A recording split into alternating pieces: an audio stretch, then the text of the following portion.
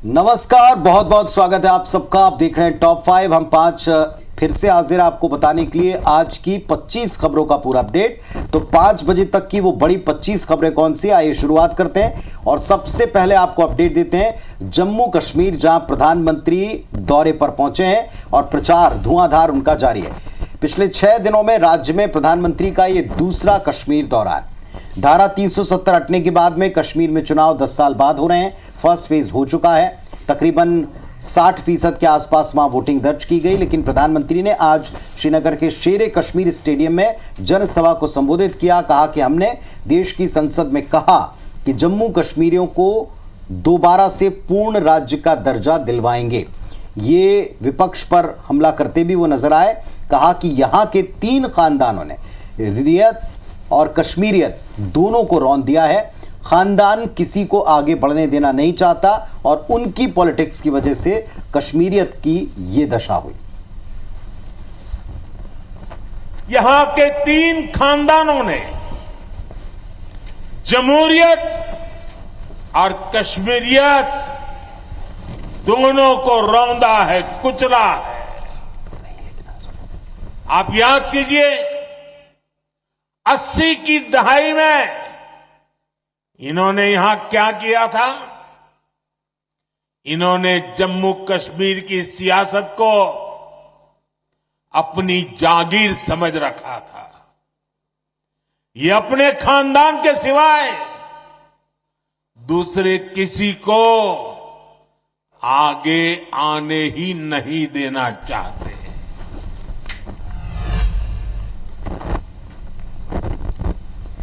दिल्ली में आतिशी सिंह 21 सितंबर को सीएम के पद पर शपथ लेंगी। आतिशी के साथ अन्य नेता भी मंत्री शपथ की शपथ लेंगे।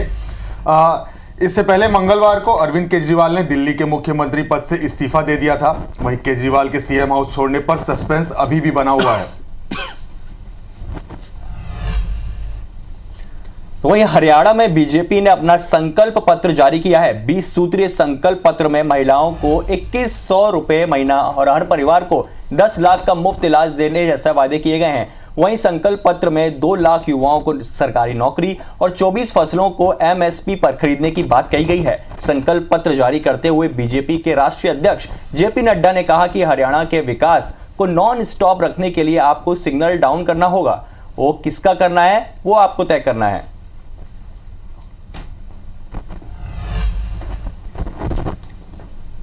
तो कांग्रेस अध्यक्ष मल्लिकार्जुन खड़गे ने प्रधानमंत्री नरेंद्र मोदी को चिट्ठी लिखकर राहुल गांधी के खिलाफ बयानबाजी करने वाले नेताओं पर कार्रवाई की मांग की है।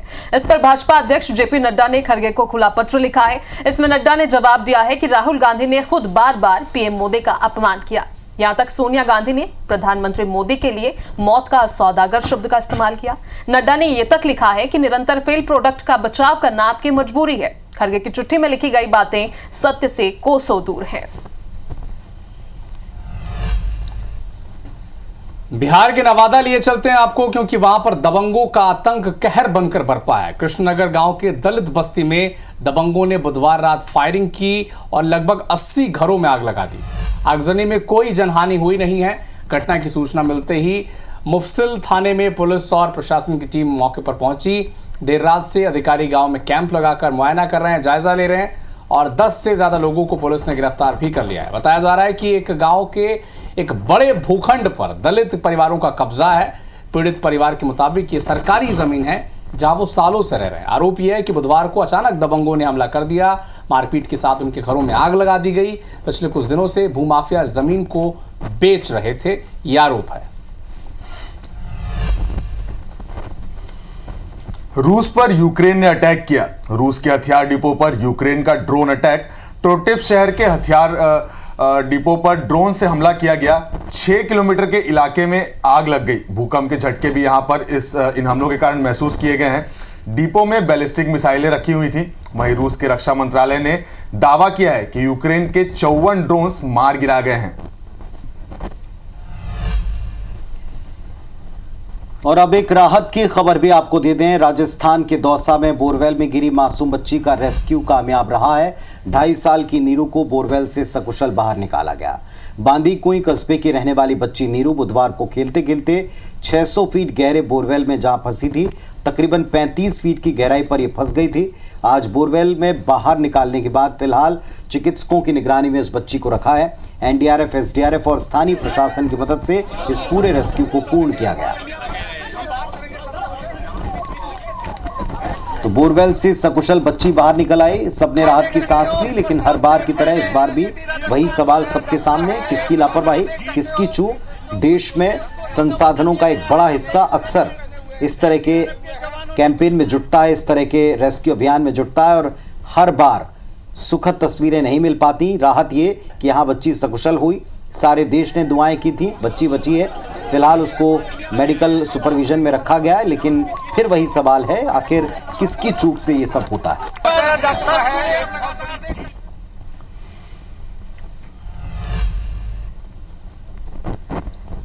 इधर राहुल गांधी की जान को खतरा बताकर उनके लिए एसपीजी सुरक्षा की मांग की गई है। ये मांग मध्य प्रदेश की कांग्रेस कमेटी ने राष्ट्रपति से की है। दरअसल मध्य प्रदेश कांग्रेस कमेटी ने राष्ट्रपति द्रौपदी मुर्मू को पत्र लिखा है और पत्र में बीजेपी नेताओं के कई बयानों का जिक्र भी किया गया है और बताया गया है कि कैसे बीजेपी के नेता लगातार राहुल गांधी को जान से मारने की धमकी दे रहे हैं। इस आधार पर मध्य प्रदेश की कांग्रेस कमेटी ने राहुल गांधी की सुरक्षा बढ़ाए जाने की मांग की और कांग्रेस कमेटी ने पत्र में लिखा है कि यह मांग देश के करोड़ों कांग्रेस कार्यकर्ताओं की है। तो वहीं पीएम मोदी के खिलाफ अभद्र भाषा को लेकर बीजेपी नेताओं का विरोध देश भर में देखने को मिला। जहां भोपाल, रायपुर समेत मध्य प्रदेश, छत्तीसगढ़ के कई जिलों में बीजेपी नेता क्राइम ब्रांच पहुंचे और राहुल गांधी पर एफआईआर दर्ज करने की मांग की गई। छत्तीसगढ़ में जहां रायपुर में, तो वहीं एमपी में जबलपुर और भोपाल में बड़ी संख्या में बीजेपी नेता क्राइम ब्रांच पहुंचे थे।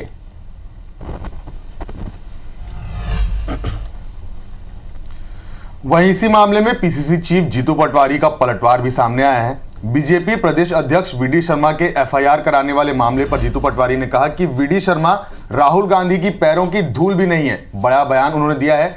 राहुल गांधी के परिवार ने शहादत दी है और चिथड़े हुए हैं। जिस तरीके से शिक्षकों का अपमान कल आदरणीय शिक्षा मंत्री जी ने किया, मैं मानता हूं कि मोहन यादव ने उनका इसी वक्त इस्तीफा लेना चाहिए। और अगर मोहन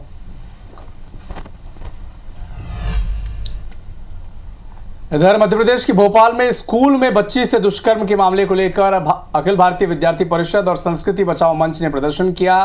करणी सेना ने भी प्रदर्शन में वो शामिल हुए हैं। प्रदर्शनकारी बैरिकेड तोड़कर स्कूल में जा घुसे। रेप के आरोपी को फांसी देने की मांग भी की गई और स्कूल के प्रिंसिपल पुलिस की सुरक्षा में बाहर निकले। परिजनों और प्रदर्शनकारियों ने घेर लिया पूरे स्कूल को। स्कूल में पढ़ने वाले बच्चों के पेरेंट्स इस घटना के सामने आने के बाद आक्रोशित हैं। ये भी आपको बता दें कि 3 साल की मासूम से दुष्कर्म की वारदात को अंजाम दिया गया था। हालांकि तत्परता दिखाते हुए पुलिस ने आरोपी शिक्षक को गिरफ्तार भी कर लिया है।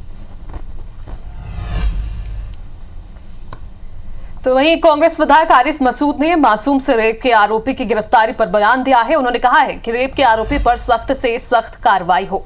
बीजेपी नफरत फैला रही है। मसूद ने कहा कि नफरत का कारोबार करने के बजाय सरकार चलानी चाहिए बीजेपी को। तो दंड मिलना चाहिए उस व्यक्ति को और जांच में भी पारदर्शिता रखना चाहिए और बिल्कुल करना चाहिए। मैं उसके साथ हूँ और ये बराबर लड़कियों के साथ बराबर हो रहा है। ये सारा काम रोज घटनाएं हो रही है। इससे ये बात साबित होती है कि मोहन यादव सरकार नाकाम है और वो केवल नफरत फैलाने में उनके मंत्री और वो लोग उसमें ज़्यादा विश्वास रख रहे हैं, ना कि सरकार चलाने में। उसी की वजह से ये घटनाएं हो रही हैं। सियासत में बयानों का सिलसिला थमता नहीं है। दुर्ग से सांसद विजय बघेल पूर्व सीएम भूपेश बघेल पर वार करते नजर आए। जुबानी तौर पर उन्होंने कहा कि देवेंद्र यादव के जेल जाने से भूपेश बघेल अंदर से काफी खुश हैं, बाहर से दिखावे के लिए अलग बात करते हैं। देवेंद्र यादव राहुल गांधी के बहुत करीबी हो गए। साथ ही कहा कि राहुल गांधी के कहने पर देवेंद्र यादव से मिले सचिन पायलट उनके लिए जेल तक गए। बलौदाबाजार हिंसा मामले में देवेंद्र यादव फिलहाल रायपुर सेंट्रल जेल में बंद है, जिनसे कई केंद्रीय नेता आकर मुलाकात कर रहे हैं, उनका हाल भी जानते हैं और उनके साथ पूरी पार्टी खड़ी है, ये कहा जाता, जिस पर आज कटाक्ष सांसद महोदय ने किया।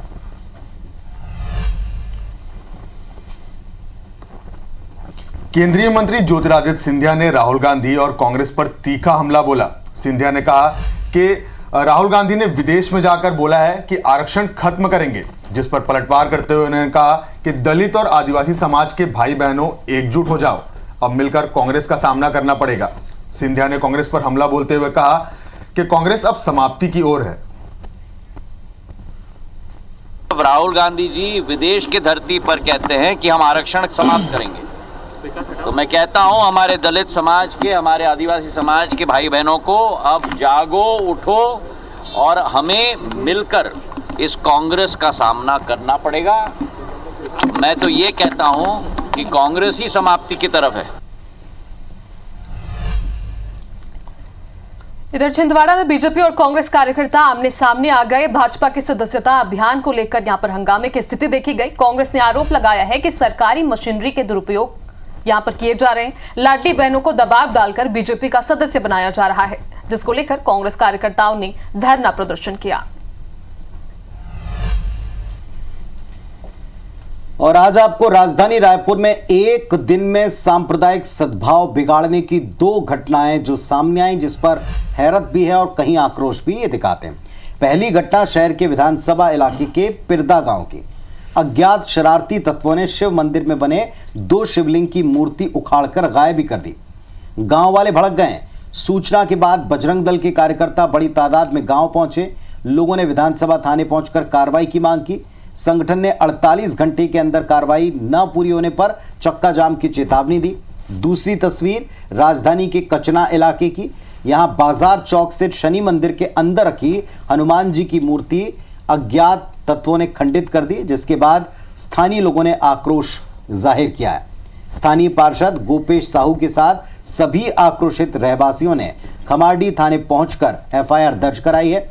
फिलहाल पुलिस ने दोनों थानों में अज्ञात लोगों के खिलाफ, उपद्रवियों के खिलाफ धार्मिक भावना आहत करने की धाराओं में केस दर्ज कर लिया है।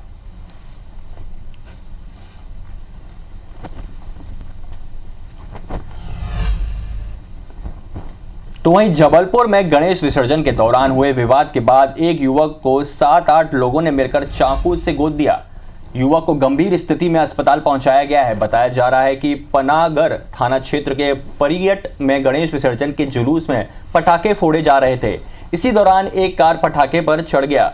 इससे गुस्साए 8 लोगों ने पहले कार सवार कृष्ण यादव को बेरहमी से पीटा, फिर उसके सीने में चाकुओं से कई वार किए।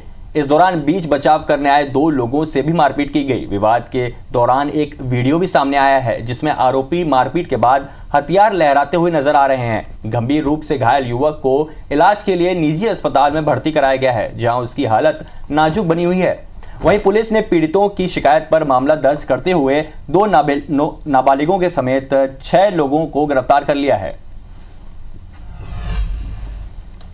आपको एक बड़ी खबर बता रहे हैं कोरबा से। इस वक्त की एक बड़ी खबर, तो कोरबा से बड़ी खबर है। बाल्को प्रबंधन की मुश्किलें बढ़ गई है। बाल्को प्रबंधन को नोटिस जारी किया गया है। जिला प्रशासन ने नोटिस जारी किया है।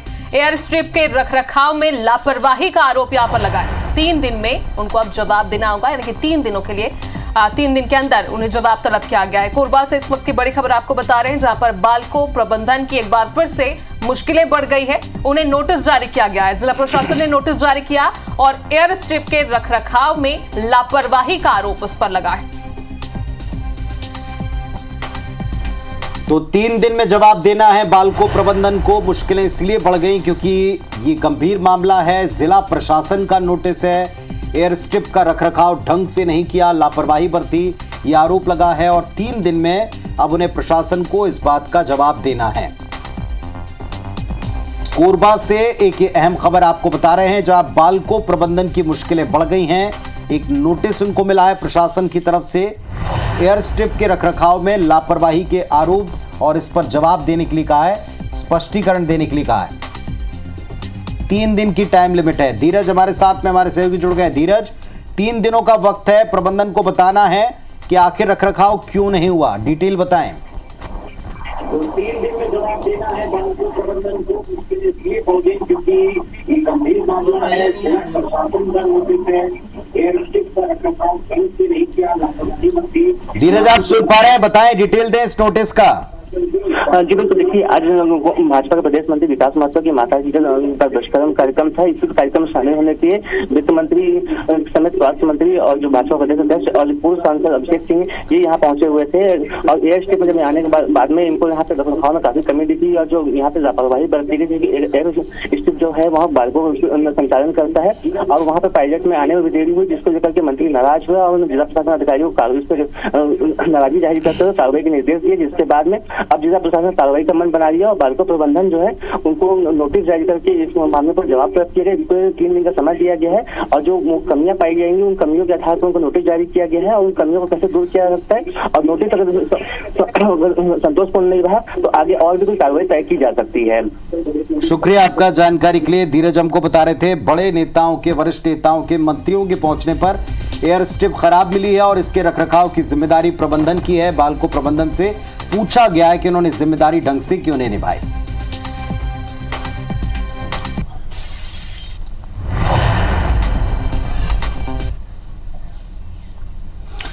वहीं भोपाल में पुलिस हिरासत में बुजुर्ग की मौत के बाद जमकर हंगामा हुआ।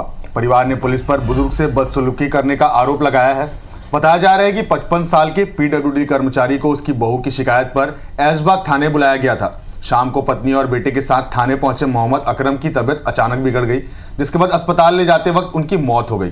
बुजुर्ग की पत्नी रुबीना का आरोप है कि पति को घबराहट हो रही थी। यही बात उन्होंने सब इंस्पेक्टर को भी बताई थी। सब इंस्पेक्टर ने अस्पताल ले जाने नहीं दिया।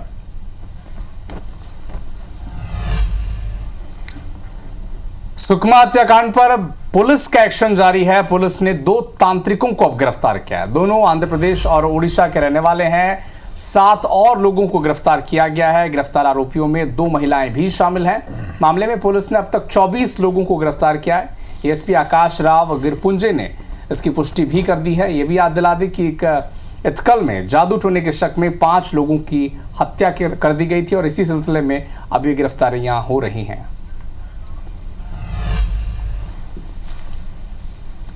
तो टॉप 5 में अभी के लिए बस इतना ही, लेकिन आगे जनता के सरोकारों से जुड़ी हमारी खास मुहिम सरोकार देखना ना भूलें। मेरे सहयोगी हितेश व्यास के साथ में फिलहाल हम 5 को इजाजत दें। नमस्कार।